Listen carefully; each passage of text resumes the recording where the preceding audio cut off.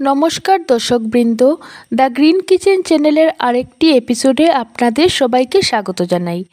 আজকে আমি আপনাদের এঁচোড়ের চপ বা এঁচোড়ের কাটলেট কিভাবে খুব সহজেই বাড়িতে তৈরি করা যায় সেই রেসিপিটি দেখাবো।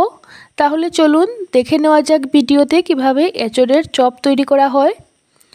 এঁচোড়ের চপ তৈরি করার জন্য প্রথমে আমি এখানে কিছু এঁচোড়ের টুকরো নিয়েছি। এঁচোড়গুলোকে কেটে এরকম ছোটো ছোটো করে আমি টুকরোগুলো নিয়েছি বড় সাইজের 2টা আলু। একটু জল আর একটু লবণ দিয়ে প্রথম আমি এটাকে 2টা হুইসেল পর্যন্ত দিয়ে দেব। ঠান্ডা হয়ে গেলে এটাকে হাতের সাহায্যে ভালো করে চটকে নিতে হবে। এঁচোড় এবং আলুটাকে ভালো করে চটকে নিলাম। এইভাবে হাতের সাহায্যে ভালো করে চটকে নেবেন। অন্যদিকে একটা কড়াই বসিয়ে দিয়েছি, দিয়ে দিলাম অল্প একটু পরিমাণে সাদা তেল। তেলটা গরম হয়ে এলে মাঝারি সাইজের 2টা পেঁয়াজ কুচি তেলের মধ্যে দিয়ে দিচ্ছি। হালকা আঁচে পেঁয়াজ কুচিটাকে ভালো করে ভেজে নেব। পেঁয়াজ কুচিটা অল্প লাল হয়ে আসলে আমি 1 চামচের মতো থেতো করা আদা এর মধ্যে দিয়ে দিলাম।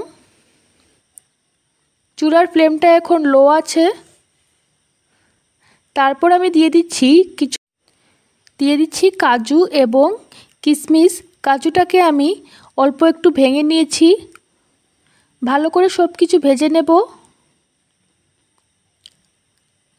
ভাজা হয়ে গেলে তারপর আমি যে আলু এবং এঁচোড়টাকে মেখে রেখেছিলাম সেটা দিয়ে দিলাম। এঁচোড় ও আলুর মিশ্রণটা কড়াইয়ের মধ্যে দেওয়া হয়ে গেলে আমি এখানে দিয়ে দিচ্ছি অল্প একটু হলুদ গুঁড়ো, 1 চামচের মতো লঙ্কা গুঁড়ো আর কিছুটা ভাজা মশলা। একটা শুকনো লঙ্কা, ধনে আর জিরেকে আমি শুকনো খোলায় ভেজে রেখেছিলাম। দিয়ে দিলাম পরিমাণ মতো নুন আর অল্প একটু গরম মশলা গুঁড়ো। সব কিছু দেওয়া হয়ে গেলে আমি এই মশলাটা এঁচোড় আলুর সঙ্গে ভালো করে মিশিয়ে নেব। কম আঁচে এই মিশ্রণটাকে অল্প সময় ধরে ভালো করে নাড়াচাড়া করে নেবেন। মিনিট 5 ধরে অল্প আঁচে মিশ্রণটাকে কড়াইয়ের মধ্যে নাড়তে হবে। কিছুক্ষণ নাড়াচাড়া করার পর দেখুন মিশ্রণটা এরকম হয়ে গেছে, এইরকমভাবে দোলা পাকিয়ে গেছে এবং এটা থেকে সুন্দর একটা ভাজা ভাজা গন্ধ আসছে। যখন মিশ্রণটা এরকম হয়ে যাবে তখন মিশ্রণটাকে আপনারা কড়াই থেকে নামিয়ে একটা বাটির মধ্যে রেখে দেবেন। ঠান্ডা হয়ে যাবার পর এইভাবে হাতের সাহায্যে কাটলেটের আকারে গড়ে নিতে পারেন।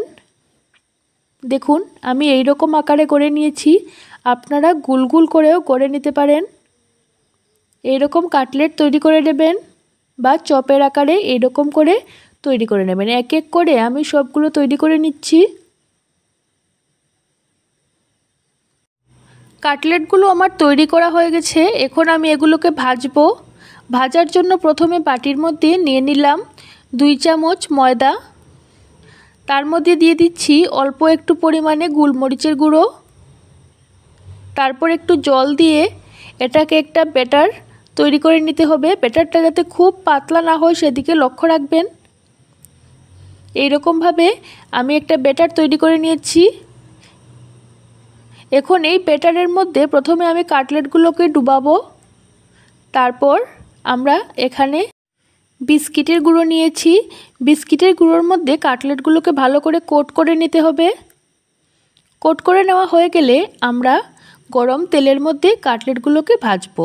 তেলটা গরম হয়ে যাওয়ার পর চুলার ফ্লেমটা কমিয়ে নেবেন। তারপর এক এক করে কাটলেটগুলো তেলের মধ্যে দিয়ে দেবেন।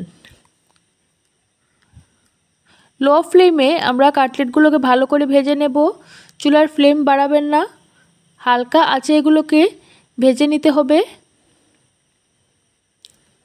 খুব তাড়াতাড়ি হয়ে যাবে কারণ ভেতরের আমরা যে কাঁঠালের পুরটা তৈরি করেছি সেটা আমরা আগে থেকেই অল্পটা ভেজে নিয়েছিলাম, তাই খুব বেশি একটা সময় লাগবে না। দেখুন ভাজা হয়ে গেছে। কাটলেটগুলো তৈরি। আমরা তেল থেকে তুলে নিয়ে অন্যদিকে রেখে দিচ্ছি। এক এক করে আমি কাটলেটগুলো তেল থেকে তুলে নিলাম। এইভাবে আমি সমস্ত কাটলেটগুলোকে ভেজে নেব। ভাজা হয়ে গেলে উপর থেকে অল্প চাট মশলা দিয়ে এইভাবে পরিবেশন করুন। সন্ধ্যার টিফিনের জন্য খুব একটি ভালো আইডিয়া। নমস্কার সবাইকে, ভালো থাকবেন, সুস্থ থাকবেন।